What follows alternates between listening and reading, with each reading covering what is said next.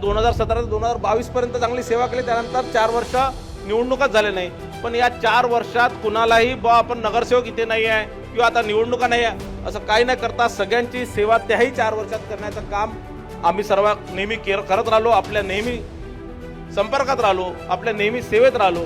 आम्हाला राजकीय ओळख आपण दिली आणि म्हणून आपला ऋण फेडणं म्हणून आम्ही आयुष्यभर या प्रभागाची या भागाची सेवा करणार आहे। कारण आम्ही ठरवलं होतं की पुढचं निवडणूक लढायची नाही, कारण 2007 पासून 2026 पर्यंत आम्ही दोघांनी या भागाचं प्रतिनिधित्व केलं।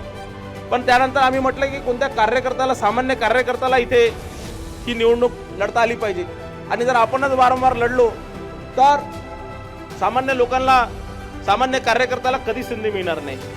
आणि मग 6 महिन्याआधीच मी आणि परिणितांनी फडणवीस साहेब आणि गडकरी साहेबांना सांगितलं होतं की आम्हाला याच्या पुढची निवडणूक लढायची नाही आहे, तुम्ही जोही कार्यकर्त्याला इथे तिकीट देणार, ज्याही 4 उमेदवारांना तिकीट देणार त्यांना ताकदीने, तन मन धन लावून ताकदीने त्यांना निवडून आणण्याची जबाबदारी आम्ही घेतो। आणि यावेळेस आपल्या आशीर्वादाने हे 4 उमेदवार आपण निवडून द्याल ही आपल्या सर्वांना विनंती करतो।